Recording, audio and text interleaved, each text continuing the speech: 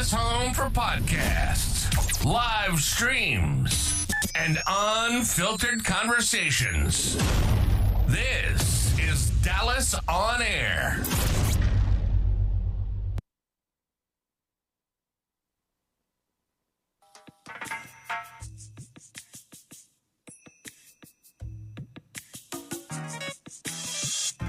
The Groove, a podcast that's a transformational show about dance and a people's journey to success.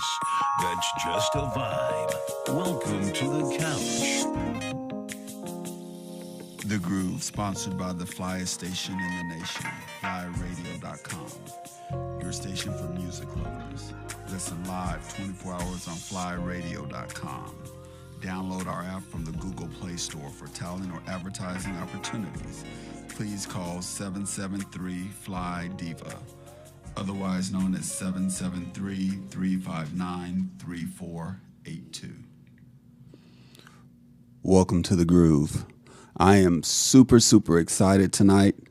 The guest that I have is what we would call in the dance business a generational talent. When I met this lady years and years ago when I first moved to Dallas, she was still dancing professionally, and she was a pro's pro on multiple dance circuits for multiple dance genres. So my guest, the lovely Beata. Thank you, Adrian. I'm really happy to be here. It's super interesting to excited. do this kind of a thing. So, yeah. I'm super excited. So let me tell you how I met Beata. I came to 2155 at the time was known as Sandunga. Mm-hmm. Sandunga, yeah. Sandunga. Mm-hmm. And there was a social dance. Mm-hmm. And Beata was teaching before the social dance. Mm-hmm. And I jumped in her class. And she goes, "Oh, you West Coast?" I said, I don't know. We'll see. She goes, "Well, if you want to go to the beginners." I said, "No, I'll hang out here and check you out." So that's how I met Beata. And then after that, I started following her. She doesn't know this. No, I don't. She doesn't know this. So there's a person that when I think of Beata, I think of this person because these were the two most prominent and dominant dancers in the social scene when I moved here. Mm. And it was Beata and Romero. Yeah. Oh, yeah. Yeah. And you need to interview Romero. Yeah, I'm trying to catch up with him. Okay. If you need help, let me know. and to watch them dance together, the floor would be packed and everyone would stop. And just in amazement look at the mastery and the creativeness and the innovativeness and the uniqueness of their blended dance styles. Mm-hmm. And it flowed from cha-cha to West Coast to swing out. It was seamless. But you can tell every dance was treated distinctly. Mm-hmm. Those were my first memories of you. Okay. And then I got good enough to start doing social dancing. I was dabbling in West Coast. I wasn't committed to it at the time. I understand, yeah. But then I did commit to it a little bit, and then swing out was something that I said, well, I may need to do that instead. There you go. So that's how we met Beata. Yeah. Yeah. Now let's talk about that. So that is a signature response. Yeah. How did that come about? U.S. Open Swing Dance Championships, probably around 95, maybe 94, 95, 96. I lived in Southern California. I had just started competing in West Coast and doing more teaching on the circuit, but I had a lot of friends that I'd made in West Coast that were competitors. And at the time, I wasn't competing in the top, like the classic and the showcase divisions. So I'm in the audience, standing on a chair in the Disneyland Hotel, which is where it was held, and all this nice, polite applause. And I was kind of like, wait a minute, those are my friends. They got to know I'm here, and they're doing great. And so I started with a really high-pitched scream, And I had a lady turn around about, I don't know, halfway through one of the days of competition and tell me, "You obnoxious bee, shut the F up." And I was in tears. Robert Cordoba, who's another national champion swing dancer, was standing next to me on a chair. And he said, "Beata, you have to keep doing this. We love it. We're out there on the floor and we hear some, and people are starting to get loud and they're starting to get excited about watching." And so I dropped it down, went more bass. I actually think I sound a little like Fat Albert, if you are from that generation. I am. Hey, hey, hey, it's Fat Albert, right? It's in that Right. timbre. And I started growling instead of a high-pitched scream, and people turn around and see a blonde white woman, and they don't think it could be me. And they just laugh at me, right? So, yeah. So that's it. It started that way, and then U.S. Open was in Southern California. I started doing it when I saw friends, and I did it at competitions for friends competing. I get to the East Coast. I growl once or twice. People come up to me and say, "Oh, you're the girl that makes that sound." It wasn't my dancing. People knew me as the girl that made that sound. So, that was when I was starting to compete on the swing circuit. And it's just stuck. Yeah. So And it's fun. every time she's excited and she's grooving or she sees someone grooving, that's the encouragement that you get. And I don't care what you're doing, you dance harder, better, because you have one of the industry giants acknowledging your dance. Yeah. And dance is so personal. And I tell students pretty regularly, I like to watch people having fun more than people who might be technically perfect, but trying to figure out who messed up. Right? Right. When you see that combination and they're dancing and they're maybe dancing beautifully, but you see somebody's eyebrows doing a little, So I want to remind people to just do it, basically. Mm-hmm. Because not everybody's going to be a champion, but you can still enjoy it, right? It's still a creative part of life. That's it. That is the goal. Creative part of life. Yeah. So, how old were you when you started dancing? I started ballet. We had a neighbor that was a ballet teacher. I was 4. And I did manage to behave enough to kind of stay in the class, because a lot of times you don't start, they start tumbling or something, but I actually started some ballet. I did ballet for about 9 years between 4 and 16, did a little gymnastics in high school. And then when I was in college, it was the disco days, Saturday Night Fever. Okay. And I answered an ad for a teacher training program with Arthur Murray Dance Studios. And in Cincinnati, I started with Arthur Murray's learning to teach. So I learned partner dancing. Okay. Yeah. And with the disco days, I had also, and a little bit of college, I also was learning, a little bit of hip-hop-y, kind of groovy, kind of freestyle before I got into the studio and learned foxtrot and cha-cha. And hustle was big. So I also did hustle. I didn't do West Coast until I came to Dallas around 83. I first picked up West Coast, but I was doing ballroom 80, doing some ballroom in 80. What was I doing in 80? Working on it. Yeah. That's what I was doing in 80. Yeah. So did your parents encourage you to dance, or was it just naturally? Because you're a natural. Yeah. You are so a natural. Thank you very much. Like many parents, when you're kind of artistic in high school or going to college, they're afraid you're not going to be able to make it a profession. So Don't we know? right? And so I was encouraged, and I did work other jobs. I worked as a receptionist in a car dealership, and I did a little bit of not bartending, but cocktail waitressing, and I worked retail in a couple of clothing stores. But I always had dance, even part-time, because when I started, I was a good dancer, but I wasn't a good salesperson. And at an Arthur Murray studio, it's a fair amount about selling lessons, right? So as the internet came up and when I started, you had to have a Yellow Pages ad to get business. Gotcha. Or newspaper ads, right?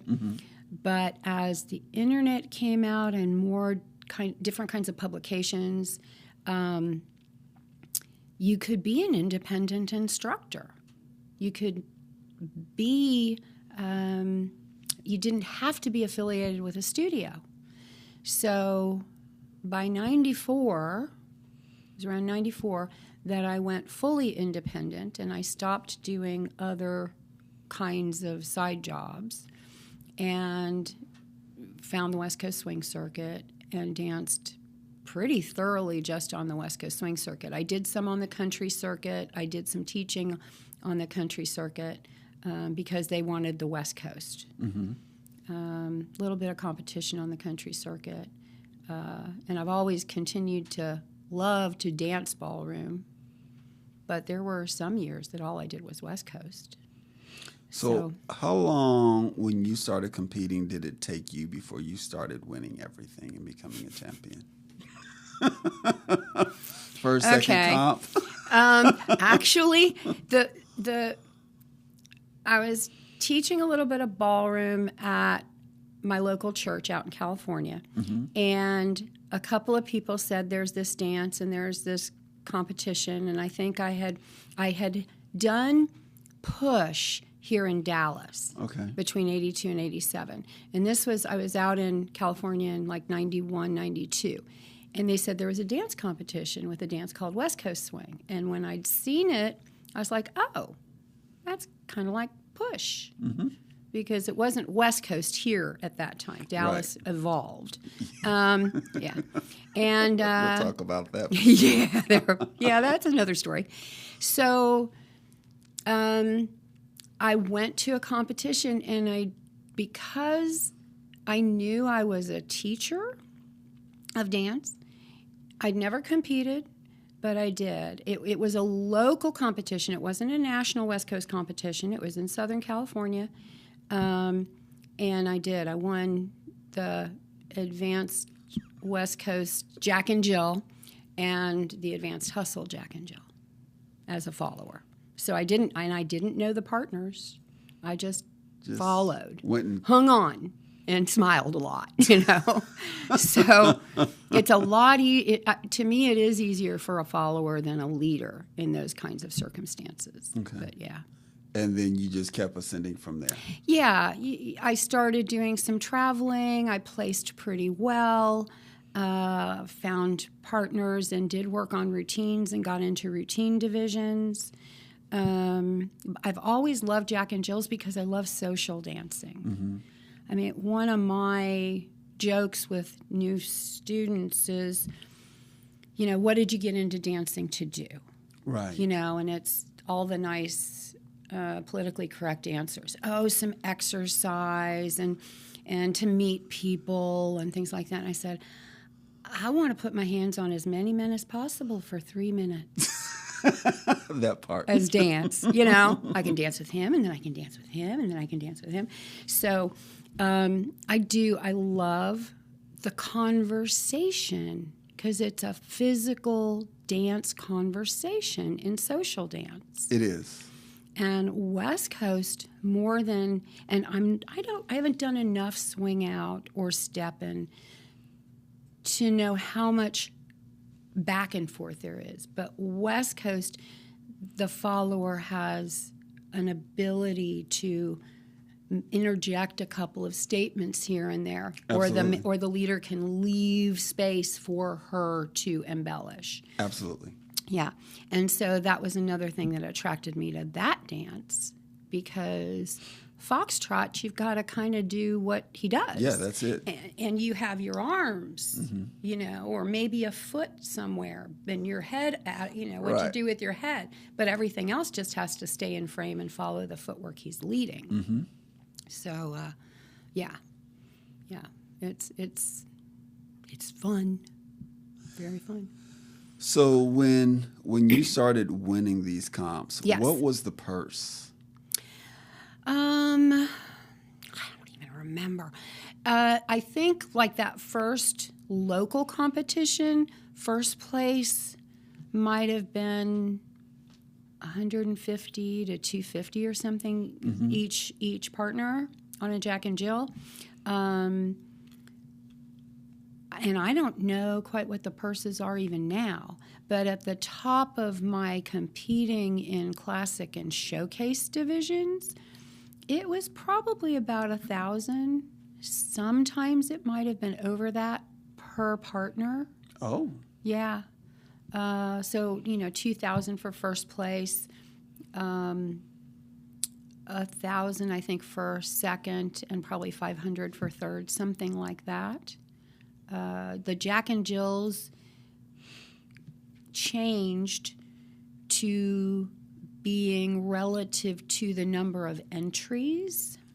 Okay, so Jack and Jills started paying better in some ways because they would take all the novice, intermediate, and advanced, and all those monies, Right. and then they would section it off so that more money went to the higher divisions. right. But yeah, it's evolved, you know, and I'm not quite sure exactly what's happening on all of the divisions now. I know they also get sponsors for divisions at different competitions. Right. And they pay what the purse amount is going to be to the top three. Cool. So, yeah. So who would you say influenced your dance the most? There are a few people. And there are people that influenced my teaching, and there are people that influenced my dancing. Oh, well then let's get into that. Yeah. So dancing, when I was newer on the circuit, Marianne Nunez, don't know if you've heard of her, from have. California. Yep. Petite. Cali chick. Yeah. Precise. Her elegance and poise was in a precision of musicality, small moves, but you watched her, and it wasn't like she was trying to send her message or her dance out to you like a theater person communicates to the outer row, right? It was so intricate and timed so well that it would pull you in. Like she was telling a story. Yeah. Right? And no matter who she was dancing with, brilliant follower. Mark the Marine, Mark Shifley, who I danced with socially a lot. We partnered for a couple of seasons. He studied a lot with Marianne. And I think that was part of what started his connection being so good. But a lot of times the leaders influenced my dance more than the followers I was following. I never really thought too much, unless I was doing a routine, about what do I want to add or embellish with. It kind of came naturally because I freestyled and I did ballet, and, you know, I watched tango, and I'd pick things up and throw them in. But leaders, Mark the Marine, Terry Roseborough, Mario Robau. Oh, Terry. Yeah. Terry and I danced a bit, some Strictly Swings and stuff for a while, and we got some good groove together. But they're all different styles. I love dancing with Michael Kim, and he, you know, if you're a willing follower that can pay attention to the messages coming through the different aspects of connection, whether the connection is frame or hands. Mario showed me that, and I didn't even realize what I was following. If he turned his hand that much, I turned that much. Mm-hmm. If he turned it that much, I turned that much. And if he raised my wrists, I lifted my rib cage, and if he set it back and lowered it down, so he was leading a body ripple, not with this massive arm thing, but just technique. With a delicate hand technique, right? So, and a lot of times I was following without knowing why I was doing some of the movement I was doing. I was just well connected, physically. So, so I think a lot of the influence was the partners that I competed with when we choreographed. So you've got Barry Jones, Kyle Redd. I took Jason Colosino on the road with me to teach for a season. We didn't compete. He helped me choreograph a team routine in New York. Robert Royston, didn't compete with him or anything, but he assisted in some choreography when I danced a showier routine, a Marilyn Monroe number, with Tom Slater, who his basics are adagio and theater arts dancing. That was his genre.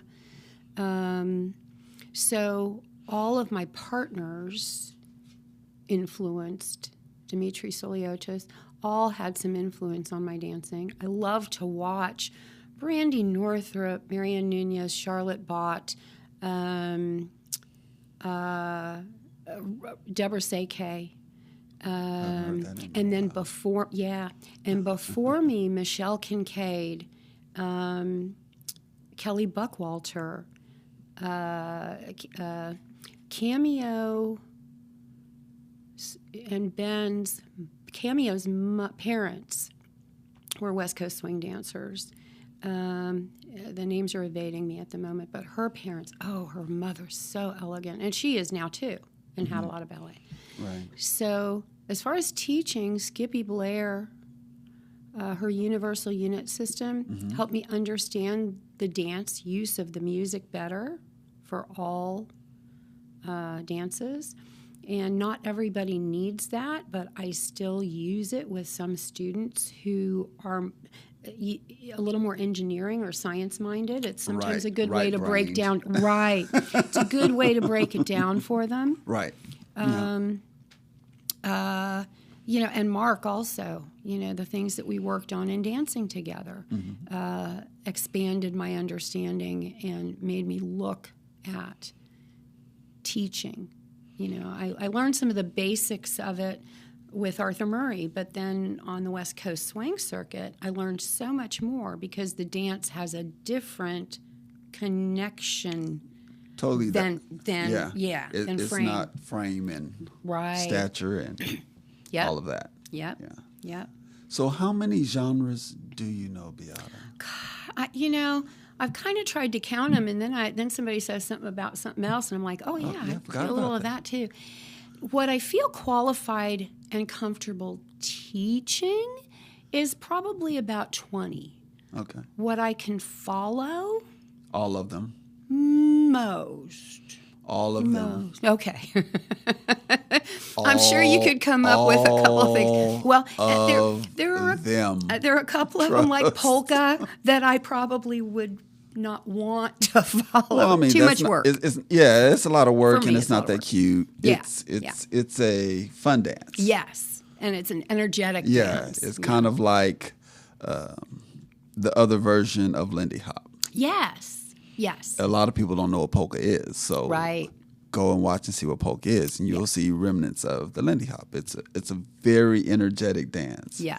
I had to take a class when I was with Alvin Ailey on polka. Oh, my. And it was high energy. Yeah. I mean, it was nuanced. We nuanced it, but it was a lot. Yeah. So you say 20 that you're comfortable with. I know that teaching. that the ones that, so she's being very humble, with a lot of humility. I know 40 to 50. I know. And she knows at least that and more as far as genres. There's not a dance where you can step on the floor and a guy grabs your hand and you won't groove with him automatically without even knowing what the dance is. That is correct. I'll get a good idea of style and rhythm pretty quickly, and just kind of even count if I need to. Like, there are a couple of dances I still need to count, like Fort Worth Shuffle. Yes. I can teach a couple basics in it, but I have to count, because when he spins me, I go back to progressive. So there are things that happen like that. So yeah, There's some crossover. Yeah, for sure. Instructing. Yeah. When I lived in New York, and I talked about this a few weeks ago, when I lived in New York, and I came to Sundunk, and I said, hey, Robert's like, hey, I seen you dance, and I'd like to see if you want to come here. I'm like, sure. Love the floors. He goes, so, are you good? I said, yeah, I'm pretty good. He goes, well, how good are you? I said, well, you want my credentials? He goes, well, you have credentials? I said, oh, of course I have credentials. I just got here from New York. So I gave him my certification to teach dance. And he goes, what's this? I said, this is my teacher certification from New York that says that I can go anywhere and teach. He goes, well, what do you have to do? I said, well, you have to do a lot to get it. But you got to get it. He goes, well, where can you get? I said, well, I only know 2 places where you have to be certified to teach. New York and Cali. And I was certified in both. I said, so here's my New York license, certification, and here's my, he goes, oh, okay. Okay, well, yeah, you come on in. What are you going to teach? I said, I'll start with swing out. There you go. So he goes, let's dance. Yeah. I was like, let's go. Awesome. And that's where you would get one of your yeahs. Yeah. And he goes, yeah. He goes, man, you can really dance. I said, yeah, you're pretty good too. You the owner? Yeah, exactly. Right. And he had just got the studio from Augie. He goes, yeah, actually I am. Yeah. So he asked me when I wanted to start teaching. And at the time I was teaching on Tuesdays. And then it became a conflict with my church-going people. And so they had choir practice or Wednesday Bible study. And I was like, I'll do Thursday. And Thursday stuck. Good. And 15 years later, I'm still doing Thursdays. There you go. That's right. That's right. Even through COVID, right? Or, I mean, you might have I took that year off. Okay. Amen. Want to live. Yeah.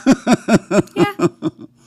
But it was a much needed break for me, and it probably was for you, because I was grinding like 7 days a week. Either it was classes, privates, workshops, or going to judge a comp. That's what my life was when I finished dancing professionally. So tell me about this teaching. So you can teach anything and everything. One of the things I always try to get across to my students is the magnificence of a good lead. That it doesn't have to be overbearing. It should actually be gentle. And how to maneuver when to follow and when to let go when they're about to go off the tracks. So since you can follow anybody, what have you done when a lead is too aggressive or too harsh or too rough? Okay, so ladies, listen. Guys, hopefully this will be helpful. Pay attention. Yeah. So this comes. We used to do a dance forum on the dance cruises I would host, which basically is a bunch of the teachers sitting on stage and all of our dancers on the ship sitting in the audience answering questions that you don't have the opportunity to ask very often. And like one thing, a lady asked, what do you do if the leader is dancing off time? Okay. Happens. Sometimes it's temporary. Sometimes it's a timing issue, right? Marian Nunez and I had two different viewpoints that were I could completely understand it. And I can understand having led Marianne a little bit. She says, I dance on time within what he leads, right? Mm-hmm. And a lot of times we can both kind of negotiate him back onto time. Hang a beat or rush a beat, and you're back on time. Mm-hmm. I will follow him off time so that at least he has a good dance. Okay? Mm-hmm. So that's one point of view. So I consider that as a follower, it's my responsibility to try to make what the leader leads work. If he's giving me too much, it's okay to pull my hand. Mm-hmm. Okay? And I would usually apologize for pulling my hand. I'm not going to tell him he's giving me too much.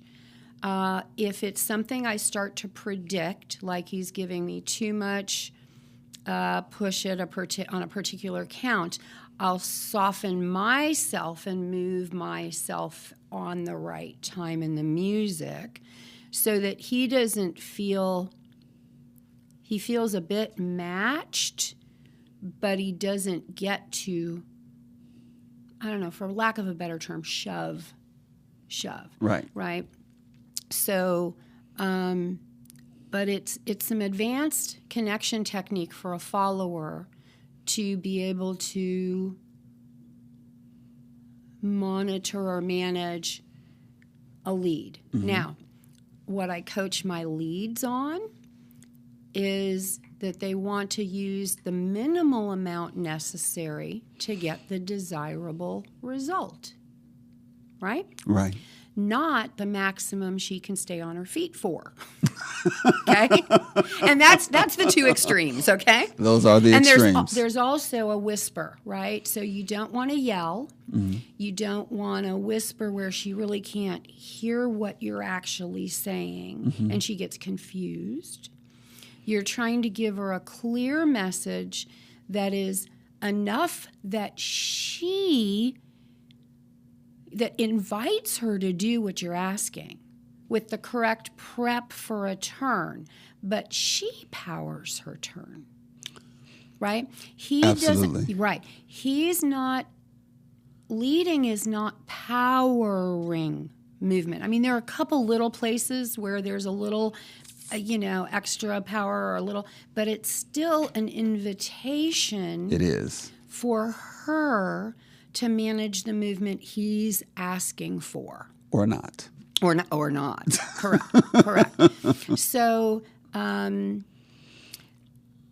followers, when you're in a lesson, you're looking for cleaning up the things that are wrong, mm-hmm. or that could be made better. Right? When I'm social dancing, my responsibility is to try to make anything he leads work, because he wouldn't be leading it too much, too little, wrong, not early, late, mm-hmm. if he knew.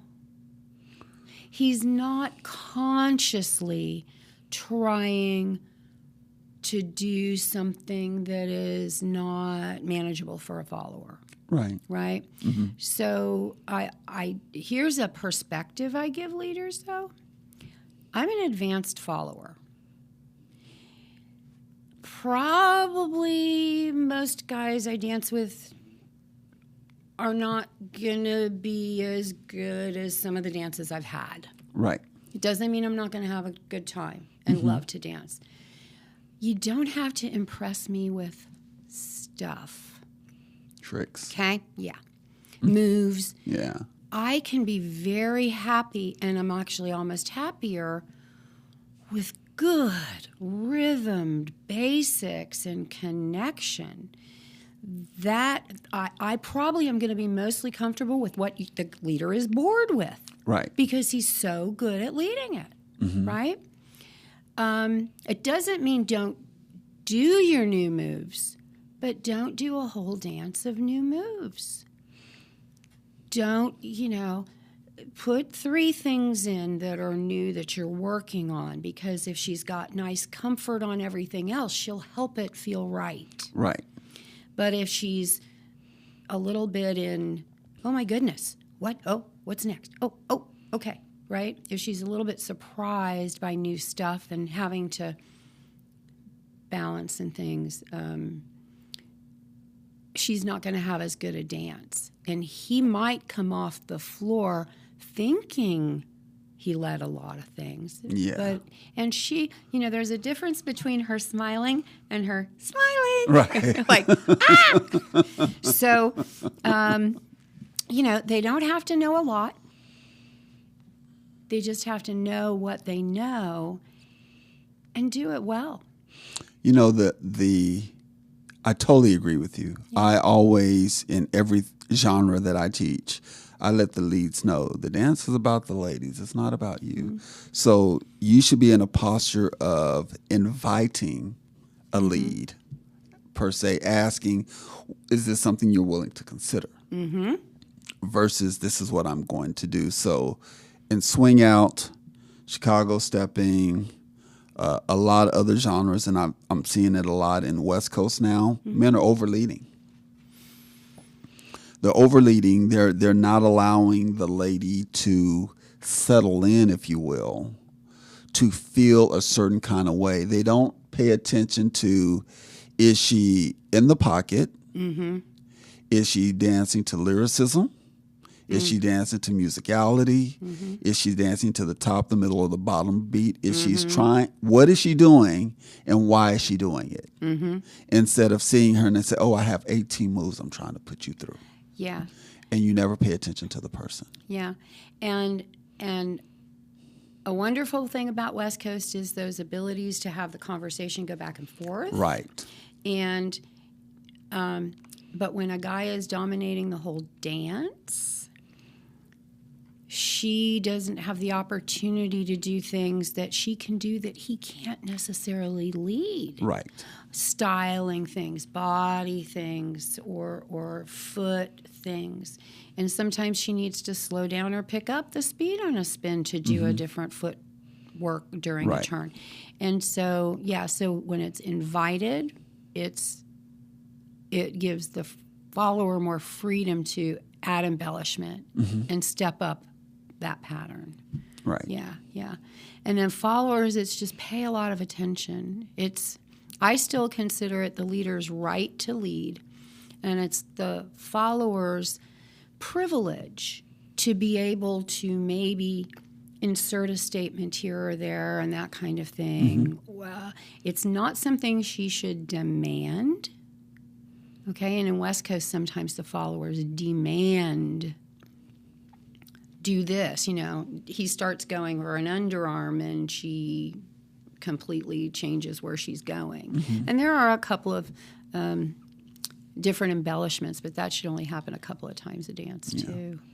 I try to get the ladies to focus on dancing within the lead. Yes, there you go. Instead of just... Yes. And this is everything you're talking about. Instead of just... Don't just follow off the cliff. Yeah. Make sure that you impart who you are in the dance so you can get something out of it. Right.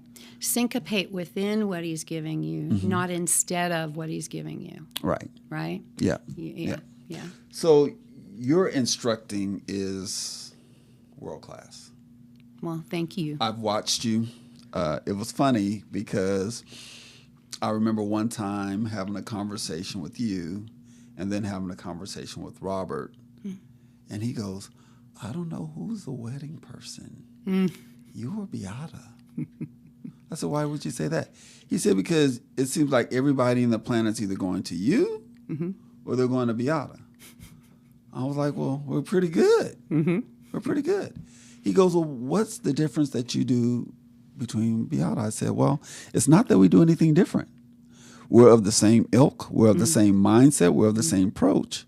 I said, it just depends on the connectivity of the person in which we're instructing. So earlier on, I taught a different way as I learned and watched from a great, like Beata, because I did. I'll be looking at you. I said, oh, I need to change my approach. And so you don't know this, but I changed my approach because of you. I was Mr. New York. I can give you any dance. I can give you, doesn't have to be a genre. I can choreograph anything for you. And then, as you know, men are not as vested as women are. So there was always gaps in understanding, gaps in correlation, gaps in the execution of those things.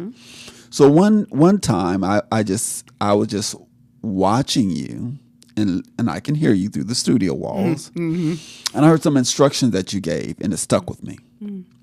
So you don't know this, but I'm going to share with you what it was. Please. So I changed my whole approach when it came to first dances and wedding dances based on what you told me. And the way I interpreted it was, if I ask them, because you asked the question, you said, how did you meet? And they told you the story, and I was like, man, that's brilliant. And I took that and I said, well, I'm going to ask the question, and then I'm going to make them tell me the story. And then I'm going to choreograph the story. That way, he doesn't have to remember it because it's his story. It's his journey. So I took that from you, borrowed it. Thank you so much. No trouble. And now when I choreograph first dances or things of that nature, I make them tell me the story.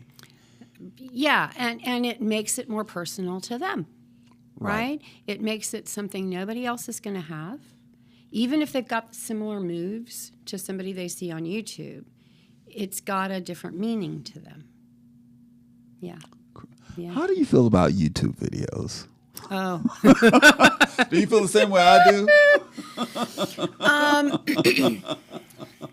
Well, regarding what? Because I can be very entertained by some YouTube videos. I'm happy that that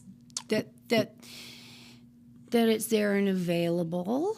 There's a lot of trash out there. There is. There is. I'm going to say it. But it's easy enough to go to the next one. Go to the next one. Yeah, it especially in certain genres like Chicago stepping. Oh, okay. Everybody wants to do video. Trash. Most of it. And then they'll come and they'll say, hey, do you know how to step? Sure. I'll be like, oh, you've been watching videos, huh? That's not it. Yeah. Yeah. That's not it. Quit watching videos. While you're in class with me, you'll hear any of my students, I do not want you watching videos. Okay. Yeah. I want to teach you how to put you in front of the dance, and no video is going to show you that. All you're going to do is try to mimic and replicate. Right. And you don't know if it's good, bad, or not so good. Right. I think, okay, so I occasionally get people that bring me something that they learned online. And yes, I have to. I usually just point out the fact that that's a two-dimensional representation of a three-dimensional thing. So you can't really see everything that's happening. So I'm glad you came to me because we'll add that third dimension, right? But the other thing is I will send people to video to go ahead and take a look.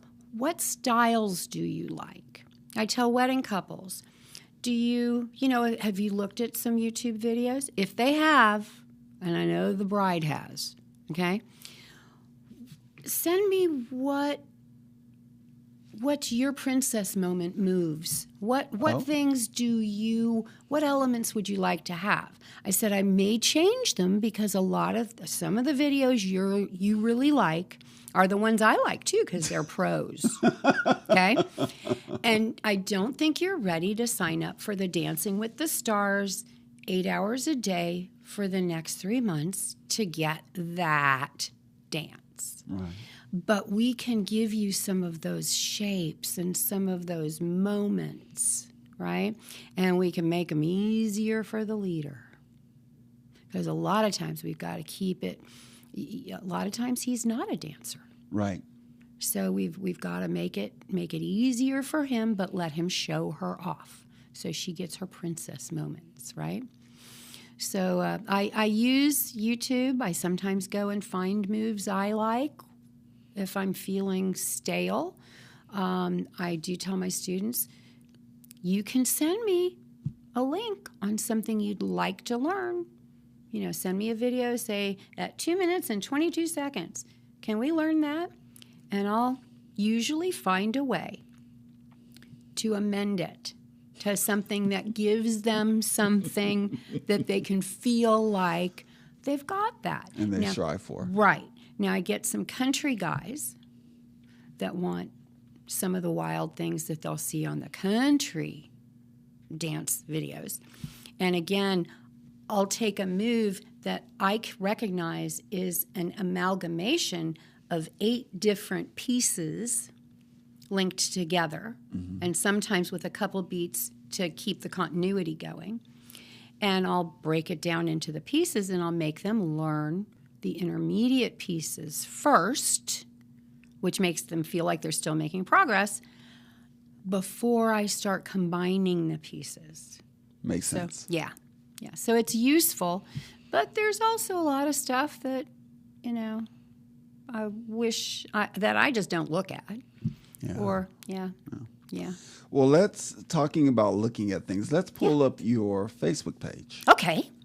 Let's talk about how people can get in touch with you and learn some of your brilliance. Okay. Thank you. So that is my Facebook page, Beata's Learn to Dance. Please come and you can message me there. I will get more of my content posted there shortly. I do have classes. The only group classes I have right now are on Sundays at 2155. Is that still your hustle? I have Hustle 4:30 to 5:30, which will probably go on forever. That's an intermediate class. In September, we'll do a beginner class, 3:30 to 4:30, and then the intermediate will be 4:30 to 5:30. But right now, my 3:30 to 4:30 is West Coast Swing. It's an intermediate West Coast class. And what day is that one? On Sundays. Okay. 3:30 West Coast, 4:30 Hustle. Okay. Yeah. How can someone get a hold of you for private lessons? Either through my website, dancewithbeata.com, which I think is down there. It's on the bottom of the screen. There we go, the bottom of the screen. Or my cell number. I am completely fine with you calling me or texting me. I do get busy, but I will return the communication, and I'd love to hear from anybody that wants to do a lesson or needs some help. So let's talk about your instructorship. Okay. I think you're one of the best facilitator instructors that I've ever met. Thank you. And you have come up with some creative programs of teaching people that think they want to be an instructor. You want to talk about that a little bit? Sure. I've had...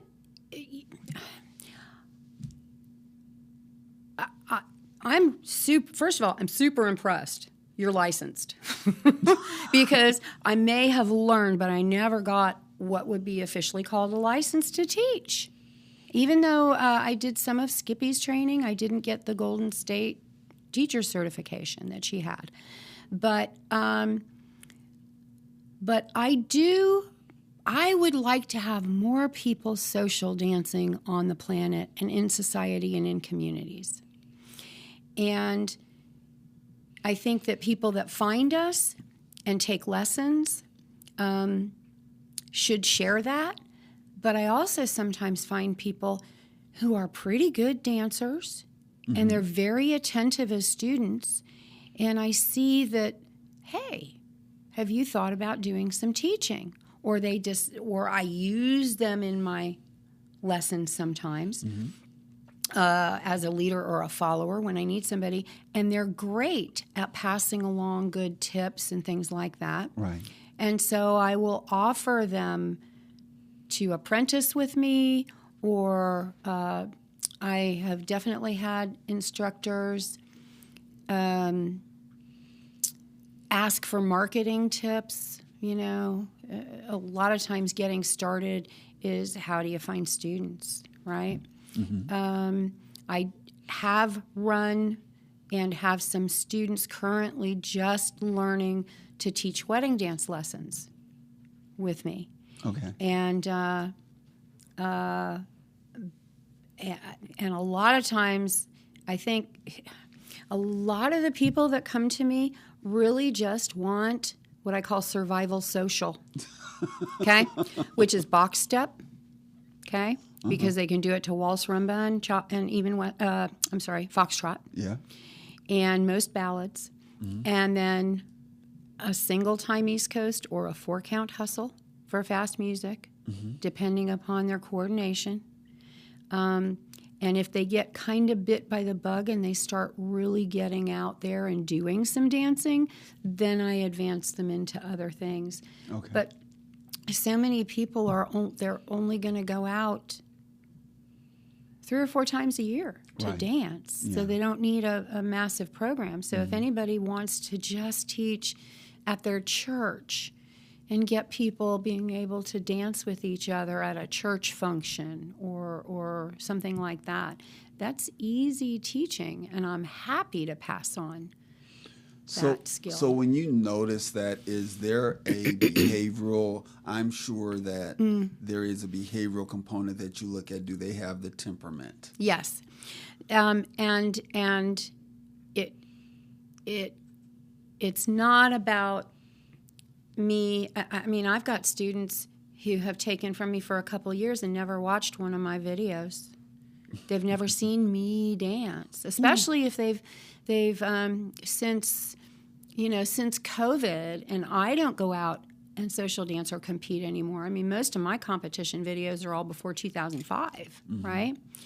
And so they haven't really seen me dance, and I've had people come to me after they tripped over me on Facebook or on YouTube or something and said, "You can dance." I'm like, "A little bit, Yeah. I can do it." But it's when you're wanting to pass it on, you don't want to be too grand. So you do have to have people that want to pass it on that have a humility, that have a caring, and it's about enhancing their life, not validating yours. Right. What was the name of that club downtown? Was it Mamba or something? Where we would go and dance, and then we did the Soul Train line.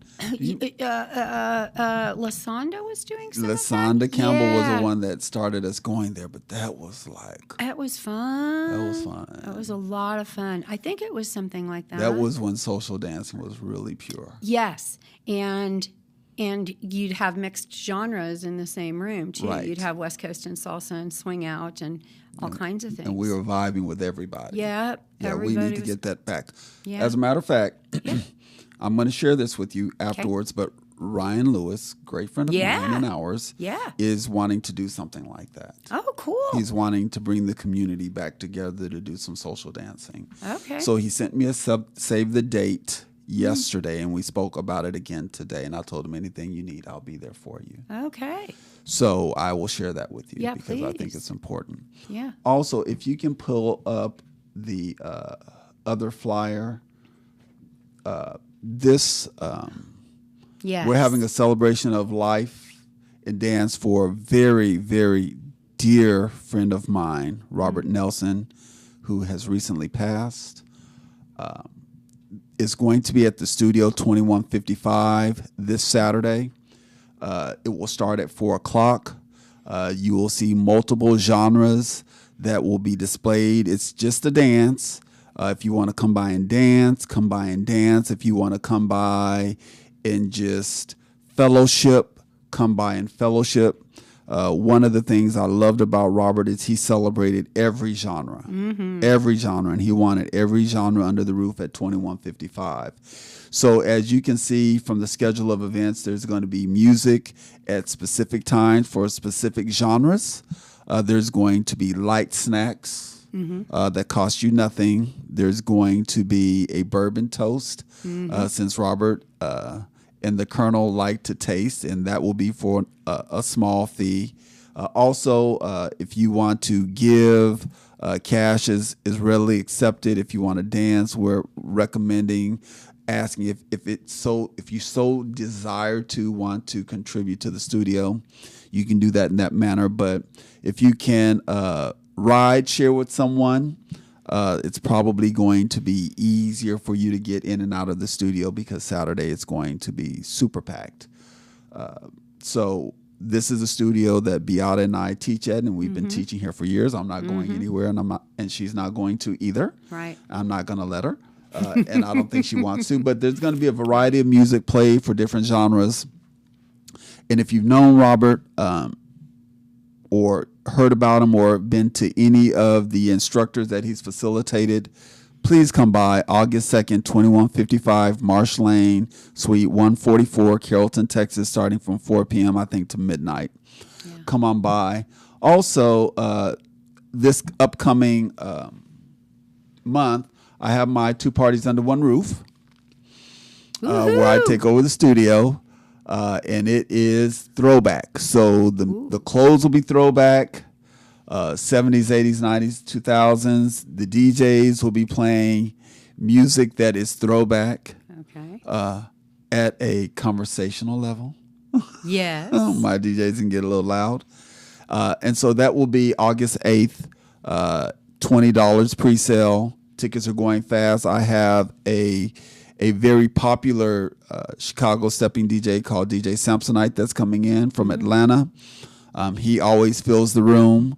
So it's going to be a lot of people in the Chicago stepping room, as well as Stevie Ray that packed it out. After my birthday, they didn't want to leave at 1. We had to kick them out at like 2:15. So I'm looking for that same energy to come. Yeah. And then last but not least, my graduation. It's the first one in 6 years since COVID, 2019. Wow. We're almost sold out. I think we may have roughly 8 to 10 tickets left. Wow. Tickets are $100 a piece. It's an after 5 event. I have some of my friends, some of our friends that are going to be showcasing. Ryan has a team. Israel's going to be showcasing. Wow. Maria's going to be showcasing. You aren't available because you were busy because I asked you. Yeah. But it's going to be a night of performances, a night of open floor dancing, whether you know how to dance, whether you don't. There's going to be music across multiple genres, multiple time zones, multiple years to just come out and have a good time. And we're having 2 dinner options. One is a regular meal. One of them is a vegan meal. It's a vegetable Wellington, which is delish. And I'm also going to have a popcorn bar. Ooh. Free self-serve popcorn, mix and mingle, take it as you want. I am super, super excited that you came. I am so honored and that you've had me. I here, love you, Adrian. Beata. I love you too. You are a dancer's dream. Okay. So if you ever see Beata out and about, she learned Chicago stepping in 2 classes. That tells you. And it's rusty after not being there for a year or She so. learned Chicago stepping in 2 classes where it takes people 18 months to 2 years to get it. So if you see her. I still have to kind of count it, though. I have to count it, too. Okay. Because I need to keep people on beat and on count. Yeah. Yep. But I do want to have you back. Okay. We need to find Romero. Yeah. That would be so much fun. I would love to help you We need to find Romero. So I will reach out. Thank you for joining us. Man, time is flying. It's over. Oh my goodness. Well, I'm going us out of here too, yes, right? And you heard it from Beata. Thank you for joining us on the couch. Stay blessed until we see you again. Have a great rest of your week. Take care.